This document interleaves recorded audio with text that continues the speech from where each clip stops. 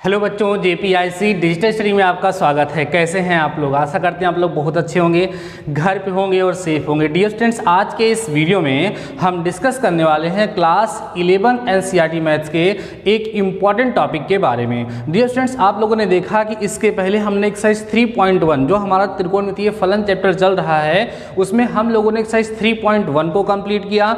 उसके बाद बच्चों हम लोगों ने एक्सरसाइज 3.2 को भी कंप्लीट करा दिया। उसके इंट्रोडक्शन के बेसिस पे वीडियो मैंने प्रोवाइड कराया, साथ ही साथ एक्सरसाइज 3.2 के सॉल्यूशन के बेसिस पे मैंने आपको वीडियो प्रोवाइड कराया और बच्चों उसका पीडीएफ भी मैंने आपको प्रोवाइड करा दिया है। आज के इस वीडियो के साथ हम एक्सरसाइज 3.3 के इंट्रोडक्शन के बारे में डिस्कस करेंगे। देखो, मैं बार बार बोल देता हूं, लगभग हर वीडियो में बोल देता हूं कि बच्चों आपके बुक में ये तीसरा चैप्टर तो है, बट आपके सिलेबस के लिए दूसरा चैप्टर है। रीजन क्या है सर इसके पीछे? क्योंकि मैंने आपको बताया है, लिखाया है, समझाया है कि सेकेंड चैप्टर जिसका नाम है संबंध और फलन, अब वो सिलेबस में नहीं है, उसको आप लोग क्लास 12th में भी पढ़ेंगे तो वहाँ सारी चीज़ें क्लियर हो जाएंगी। उसके बारे में आपको ये भी सोचने की ज़रूरत नहीं कि सर अब इस चैप्टर को हम कैसे पढ़ेंगे। जितना भी 11th में है उसको मैं 12th में रिकॉल करके तभी 12th स्टार्ट करता हूँ, तो वो अच्छा है, कोई दिक्कत नहीं है। ठीक है, आज का हमारा जो टॉपिक होगा बच्चों वो त्रिकोणमितीय कुछ सर्वसमीकरणाएं होंगी।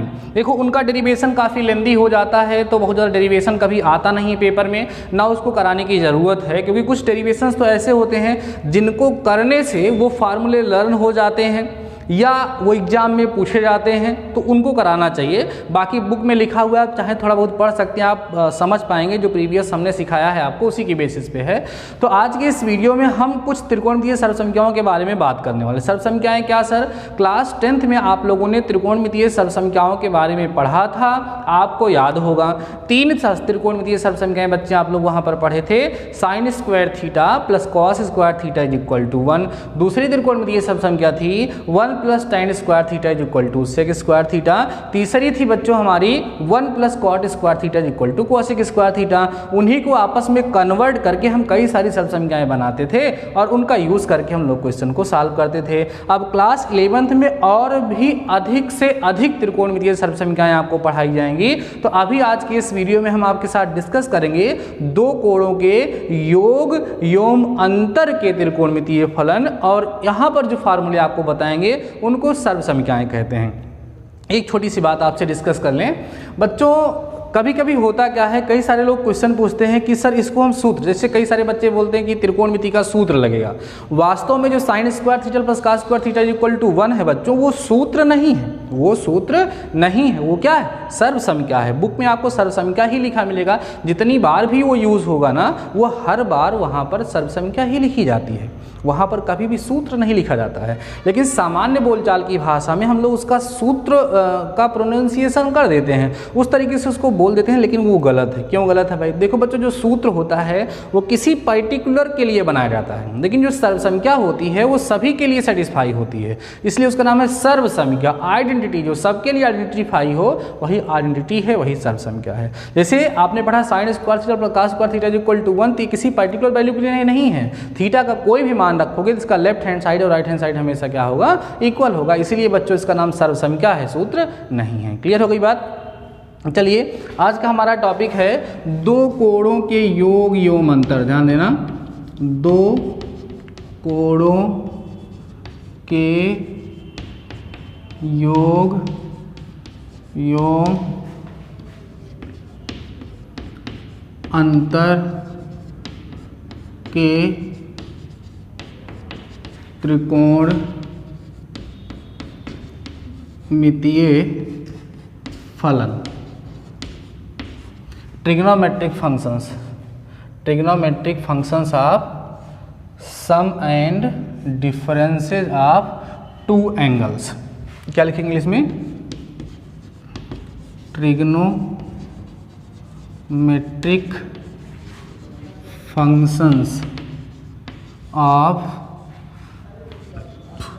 सम end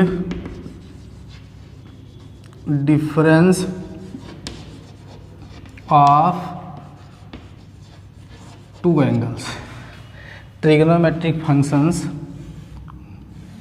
of sum and difference of 2 angles. देखो बच्चों, आपकी बुक में जो फार्मूला लिखा हुआ है उस फार्मूले में ध्यान सुनिएगा। आपकी बुक में जो फार्मूला बनाया गया है, मैं भी फार्मूला बोल रहा हूँ, जो फार्मूला बनाया गया है, जो सर्वसमीकरण लिखी गई है, वहाँ पर कोण के जगह पे x और y यूज़ किया गया है। लेकिन मैं हमेशा a और b यूज़ करता हूँ। क्यों यूज़ करता हूँ? क्योंकि मुझे उसी रूप में शुरू से याद है और आपको भी उसी रूप में याद करना चाहिए, क्योंकि प्रॉपर तरीका वही है। NCERT की बुक के अतिरिक्त और कोई भी बुक आप उठाओगे तो वहाँ पर x और y की जगह पे a और b का ही यूज़ किया गया है। तो देखो बच्चों, मान लेते हैं कि हमारे पास 2 कोण हैं, एक कोण है a, दूसरा कोण है b। तो इसके योग का क्या मतलब होता है सर? इसके योग का मतलब होता है a प्लस बी ना सर। इसके अंतर का क्या मतलब होता है? अगर हम इसके अंतर की बात करें तो अंतर का मतलब सर होता है a minus B. a plus B मतलब इन दोनों के कोणों का योग हो रहा है, अंतर का मतलब इन दोनों कोणों का अंतर हो रहा है, माइनस हो रहा है, घटाया जा रहा है। ठीक है, तो हम इन्हीं के सामने त्रिकोणमितीय अनुपात, त्रिकोणमितीय फलन का यूज़ करेंगे। कैसे? जब बच्चों a प्लस बी के सामने साइन लगेगा तो फार्मूला बनेगा, आइडेंटिटी बनेगी sine a plus b, cos लगेगा तो cos a plus b, tan लगेगा तो tan a plus b, cot लगेगा cot a plus b, sec लगेगा, सेक और कॉसेक वैसे बनाया नहीं जाता है, लेकिन लगेगा तो हो जाएगा ही। अंतर के लिए जब करेंगे यहाँ पर तो a माइनस बी के सामने बच्चों साइन लगेगा तो क्या हो जाएगा? Sine a minus B, cos लगेगा cos a minus B, tan होगा टेन a माइनस बी। इस तरीके से वहाँ पर आपके सामने कई सारी सर्वसंख्याएँ बनेंगी। वो सारी की सारी सर्वसंख्याएँ यहाँ पर हम लिखेंगे। लिखने के साथ साथ आपको बताएंगे कि हमने कैसे उसको याद रखा है, किस तरीके से हम उसको माइंड में सेट करते हैं। वैसे बच्चों, सर्वसमीकरणों को और सूत्रों को याद करने का सबसे आसान तरीका यही होता है कि उसको आप प्रॉपर बार बार यूज़ करिए। जैसे मैक्सिमम बच्चों की हैबिट होती है, देखो बच्चों, पहले जो पुरानी बुक्स थी ना उसमें क्या था कि एक फार्मूला, एक आइडेंटिटी मीन्स एक सर्वसमीकरण दी गई, उसके बेसिस पे एक एक्सरसाइज होती थी। तो बच्चे लोग करते क्या थे कि जब उस आइडेंटिटी को, उस सर्वसंख्या को एक बार याद करके और कम भी याद हुई है तो बार बार जब उसको हम यूज़ करते हैं क्वेश्चंस में, देन वो हमें आसानी से क्या होता था, तैयार हो जाता था, कोई दिक्कत नहीं होती थी। लेकिन अभी क्या है, सारी सर्वसंख्याएं एक साथ दे दी गई हैं, सारी सर्वसंख्याओं को एक साथ पढ़ने के बाद बस एक ही एक्सरसाइज दी गई है, सो थोड़ी प्रॉब्लम होती है। तो इसके लिए आपको एक्स्ट्रा मेहनत करने की ज़रूरत है और भी ज़्यादा क्वेश्चन सॉल्व करने की ज़रूरत है। आप याद कर लेंगे, मुझे पूरा भरोसा है, क्योंकि बच्चों ये आइडेंटिटीज जो हम आपको बताने वाले हैं ये आगे चल के बार बार यूज़ होती हैं। ठीक है, आगे चल के हायर क्लासेज में कभी भी जब भी आप मैथ्स पढ़ेंगे वहाँ पर ये यूज़ होंगी। तो आइए हम फार्मूला बनाना स्टार्ट करते हैं, सर्वसंख्या बनाना स्टार्ट करते हैं। सबसे पहला बच्चों क्या बनेगा हमारे लिए, थोड़ा इधर करके लिखते हैं, सारे के सारे यहाँ पर आ जाएंगे। Sine a plus B.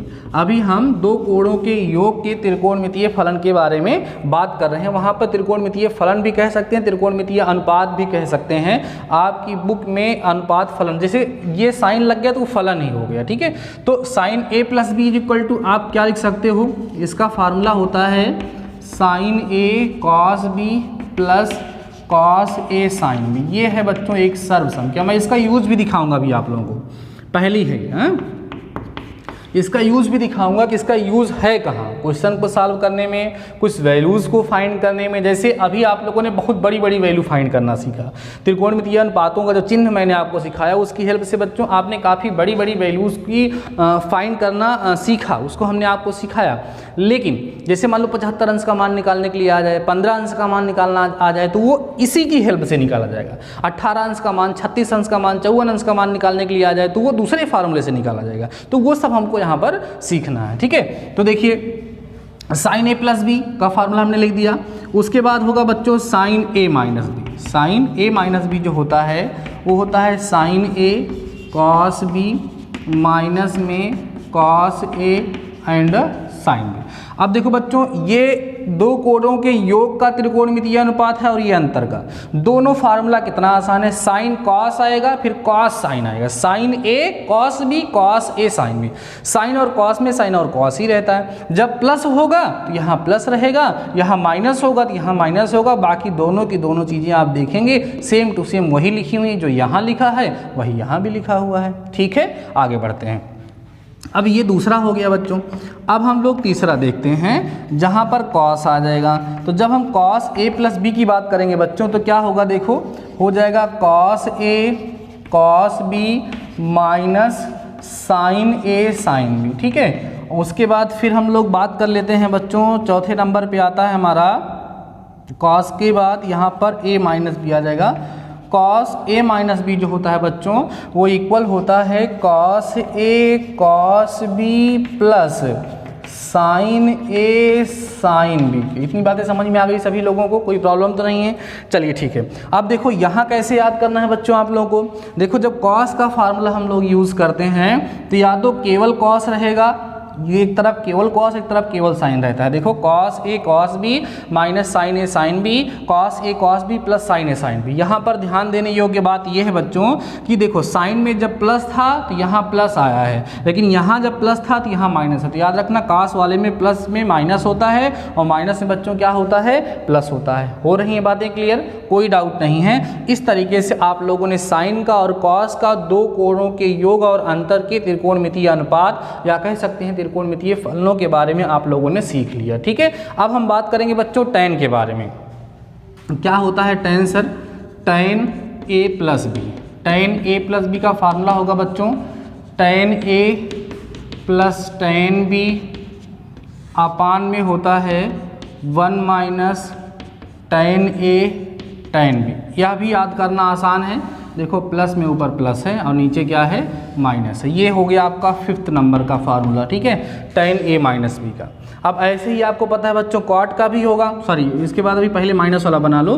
Tan A minus B की हम बात करें तो टैन ए माइनस बी क्या होगा सर? यहाँ पर हो जाएगा आपका टैन ए माइनस में होगा टैन बी अपान में बच्चों हो जाएगा 1 प्लस टैन ए और टैन बी। अब देखो यहाँ पर क्या ध्यान देना है आप लोगों को। देखो बच्चों जब आप टैन ए प्लस बी का फार्मूला बना रहे थे, जब आप ए प्लस बी का फार्मूला बना रहे थे टैन का, तो देखो ऊपर प्लस था नीचे माइनस था। देखो यहाँ प्लस है तो यहाँ प्लस था, यहाँ क्या था, माइनस था। लेकिन जब आप माइनस वाला बना रहे थे तो ऊपर माइनस था नीचे क्या था, प्लस था। तो इस चीज़ को आप ध्यान रख करके इन फार्मूलों को भी आप लोग याद रख सकते हैं। ठीक है, चलिए आगे बात करते हैं 7th नंबर की। वहाँ पर बच्चों आपका आएगा कॉट ए प्लस बी का फार्मूला जो इक्वल होगा हमारा cot A cot B minus 1 upon में cot B plus cot A. मैं यहाँ लिखता हूँ, कुछ लोग बोल सकते हैं सर यहाँ पर आप cot B plus cot A क्यों लिख रहे हैं, cot A plus cot B लिखते ज़्यादा अच्छा लगता। बच्चों देखो अगला जो फार्मूला आप लोग लिखोगे उसमें cot B minus cot A होगा, इसीलिए हम शुरू से ही वही सिस्टम पकड़ा देते हैं बच्चों को, जिससे यहाँ पर बी पहले लिखने की आदत रहेगी तो वहाँ पर लिखेंगे। क्योंकि यहाँ पर cot A plus cot B लिखो या cot B plus cot A लिखो उस पर कोई फर्क पड़ने वाला नहीं है, लेकिन माइनस वाले में तो फर्क पड़ जाएगा ना, इसीलिए हम ऐसा लिख देते हैं यहाँ पर। तो क्या होगा बच्चों 8वां वाला cot A minus B equal होगा आपका cot A cot B plus 1 upon में कॉट बी और माइनस बच्चों कितना होगा, कॉट। इसमें भी वही ध्यान देना है, यहाँ प्लस था तो यहाँ माइनस था, यहाँ माइनस था तो यहाँ प्लस था, ऊपर माइनस तो नीचे प्लस, ऊपर प्लस तो नीचे माइनस। बातें समझ में आ गई। ये जितने फार्मूले जितनी सर्वसंख्याएँ आपके सामने लिखी हुई हैं बच्चों, इन्हीं को बोलते हैं दो कोणों के योग एवं अंतर के त्रिकोणमितीय फलन या त्रिकोणमितीय अनुपात। अब इन्हीं सारे फार्मूलों का, इन्हीं सारी आइडेंटिटीज़ का यूज़ करते हुए हम लोग कुछ क्वेश्चंस को सॉल्व करते हैं। तो अभी मैं आपको कुछ सिंपल यूज़ यहाँ पर दिखाता हूँ, इसका कैसे किया जा सकता है। उसके पहले बच्चों ज़रूरी है कि आप इन सभी सर्वसंख्याओं को नोट कर लें और नोट करने के साथ साथ याद करने का प्रयास करें। So before that pass the video and note down. तो बच्चों आप लोगों ने सर्वसंख्याओं को देखा, अब मैं कुछ थोड़े यूज़ उसके दिखाता हूँ कि किस तरीके से क्वेश्चंस में उसका यूज़ होता है। अभी मैंने आपसे बोला भी था कि जैसे आपको 75 डिग्री की वैल्यू फाइंड करने के लिए आ जाए, देखो एक वैल्यू निकल जाती है उससे सारी निकल जाती है। साइन पता है तो कॉस निकल जाएगा, कॉस पता है और साइन पता है, साइन अपान कॉस टाइन हो जाएगा, सेक कॉस सेक कॉट सब निकल जाएगा। तो मान लो कि आपसे किसी ने कहा कि साइन 75 डिग्री की वैल्यू बताओ और साथ ही साथ उसने बोल दिया कि भैया टैन 15 डिग्री की वैल्यू बताओ। दोनों वैल्यू उसने पूछ लिया। तो अभी तक जो हमने साइन कन्वेंशन पढ़ा है, जो चिन्ह परिपाटी हमने सिखाया है, या जो आपको हमने और सारे नियम सिखाए, उन सभी नियमों से अभी ये क्वेश्चन सॉल्व नहीं हो सकते हैं। जो अभी कंसेप्ट हमने आपको सिखाया उस कंसेप्ट का यूज़ करने पर हमारे ये क्वेश्चन सॉल्व हो सकते हैं, इनकी वैल्यू हम लोग फाइंड कर सकते हैं। देखो बच्चों कैसे, देखिएगा ये जो हमारा साइन 75 डिग्री है इसको बच्चों क्या हम साइन 45 डिग्री प्लस 30 डिग्री लिख सकते हैं क्या? देखो साइन ए प्लस बी है, इसका फार्मूला लगाओगे तो कितना हो जाएगा आपका साइन 45 अंश कॉस 30 अंश धन कॉस 45 अंश साइन 30 अंश, क्योंकि अभी अभी मैंने आपको सूत्र पढ़ाया है कि साइन ए प्लस बी बराबर होता है sign A cos B plus cos A sine B, अभी सीखा है ना हमने, वही यहाँ पर लग रहा है। अब करेंगे क्या बच्चों, साइन 45 का मान कितना होता है 1/√2 होता है, कास 30 का मान कितना होता है √3/2 होता है, होता है ना। उसके बाद प्लस करोगे तो cos 45 का मान 1/√2 होता है, साइन 30 का मान बच्चों 1/2 होता है। सॉल्व करोगे √3 अपान में 2√2 आ जाएगा और प्लस करोगे तो 1 अपान बच्चों कितना आ जाएगा 2√2 आ जाएगा। अब ऊपर देखोगे तो आपका आएगा √3 + 1 अपान में 2√2, क्योंकि हर यहाँ पर क्या थे बराबर थे। तो इस तरीके से ये वैल्यू हमको बच्चों यहाँ से फाइंड हो गई कि इसकी साइन 75 डिग्री की ना, साइन 75 डिग्री की जो वैल्यू है वो कितनी होगी √3 + 1 अपान 2√2 यहाँ से हो जाएगी। ये इसका यूज़ है। ऐसे ही cos 75 कहता तो यहाँ पर cos वाली सरसंख्या लग जाती, tan 75 कहता tan वाली लग जाती। क्लियर हो गई बातें, कोई डाउट नहीं होगा। अब ऐसे ही बच्चों मान लो हम 15 अंश का मान निकालना चाहें, 15 अंश का, तो बोलो इसको हम क्या लिख सकते हैं? क्या बच्चों इसको हम लोग tan 45 अंश और माइनस में 30 अंश लिख सकते हैं क्या? देखो ध्यान से, आराम से हम लिख सकते हैं कि tan 15 अंश जो है वो tan 45 अंश ऋण 30 अंश के बराबर होता है। 45 में से 30 घटाओगे तो आपको 15 ही बच्चों वहाँ से मिलेगा। क्लियर है? अब देखो यहाँ पर tan a - b वाली सर्वसंख्या लगेगी। सर अभी अभी हमने आपको यहाँ पर लिखाया है, क्या होती है tan a - b इक्वल होता है किसके बच्चों tan a - tan b के अपान में 1 + tan a इंटू किसके tan b के इक्वल होता है। ये सर्वसंख्या है। अब इसी सर्वसंख्या का आप यहाँ पर यूज़ कर दीजिए। तो करते हैं, क्या मिलेगा बच्चों tan a means tan 45 degree, tan b means tan 30 degree, अपान में बच्चों 1 + tan 45 डिग्री इंटू में कितना tan 30 डिग्री। tan 45 की वैल्यू 1 होती है, tan 30 की वैल्यू बच्चों 1/√3 होती है। यहाँ 1, अब ये 1 हो जाएगा और ये आपका 1/√3 हो जाएगा। लासा वासा लपेटो, लासा लोगे बच्चों तो यहाँ कितना आएगा √3 - 1 अपान में √3, यहाँ एलसीएम लोगे तो आ जाएगा √3 + 1 अपान में √3, ये और ये कैंसिल हो गया। आपको मिल जाएगा बच्चों √3 - 1 अपान √3 + 1। कम सही लग रहा है? जाहिर सी बात है, आपको दिख भी रहा होगा कि हम इसका हर का परमेयीकरण कर देंगे। किससे गुणा कर देंगे बच्चों? √3 + 1 से ऊपर नीचे हम लोग गुणा कर देंगे तो आसानी से हम लोगों को इसकी परफेक्ट वैल्यू मिल जाएगी। हर का परमेयीकरण करना आपको आता है। क्या करेंगे बच्चों, इसी में हम √3 - 1 से अंश को और हर को ना, अंश को और हर को दोनों को गुणा कर देंगे। आसानी से इसके हर का परमीकरण आ जाएगा और मतलब हमें आंसर प्राप्त हो जाएगा। तो देखा आप लोगों ने, जो भी फार्मूला जो भी सर्वसंख्या हमने आपको बताई उसको यूज़ कैसे करना है। इसका यूज़ करके बच्चों आप और भी सारे एंगल्स की वैल्यू को फाइंड कर सकते हैं। जैसे मान लो आपको cot 75 डिग्री की वैल्यू फाइंड करनी हुई, ऐसे ही आप लोग फाइंड कर लेंगे। जैसे मान लो आपको tan 75 डिग्री की वैल्यू फाइंड करनी हुई, आप ऐसे ही कर लेंगे। समझ रहे हो बात को ना? ऐसे ही सारे के सारे कंसेप्ट को आप ध्यान में समझोगे, करोगे, प्रयास करोगे, सारे क्वेश्चन आएंगे। तो कहिए तो हम आपको दे दे कुछ वैल्यू। जैसे मान लो बच्चों आप जो है cot 75 डिग्री फाइंड करिएगा और cot जो है 15 डिग्री फाइंड करिएगा। दो वैल्यू आपको दे रहे हैं, दोनों cot ही हैं। cot का जो फार्मूला भी मैंने आपको बताया, cot a + b। cot a + b क्या होता है sir? cot a cot b - 1 upon cot b + cot a।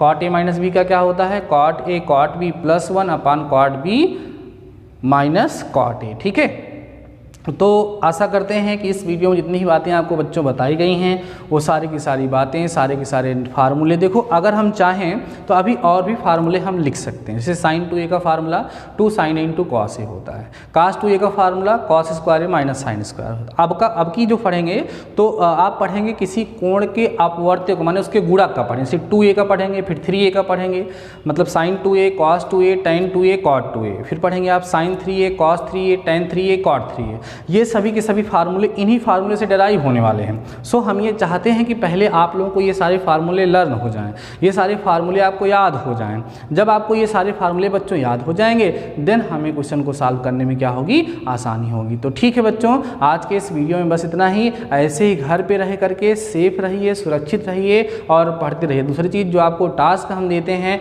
जो हम आपको क्वेश्चन देते हैं करने के लिए, उसको करके आप लोग वीडियो में ज़रूर कमेंट किया करिए और साथ ही साथ मेरे पास व्हाट्सएप पर उसका सलूशन भेज देते हैं तो अच्छा लगता है। कई सारे बच्चे हमारे ऐसे हैं जो पूरे चैप्टर को हाँ, कल संडे को मैंने आप लोगों के चैप्टर फर्स्ट के कंप्लीट PDF प्रोवाइड कराया है। अगर किसी का कोई भी कंसेप्ट, कोई भी चीज़ उसमें से छूटा हुआ है बच्चों, तो वहाँ से देख करके आप अपने फर्स्ट चैप्टर को कंप्लीट कर लीजिए। कोई चीज़ कम समझ में आती है तो चैप्टर के हर टॉपिक के वीडियोज़ आप लोगों को वहाँ पर अवेलेबल हैं, वो वीडियोज़ जा करके आप लोग देखिए और देख करके अपनी प्रिपरेशन को अच्छा बनाइए। तो ठीक है बच्चों, आज के इस वीडियो में बस इतना ही। शानदार रहिए, मस्त रहिए और पढ़ते रहिए। मिलते हैं नेक्स्ट वीडियो के साथ, तब तक अपना ख्याल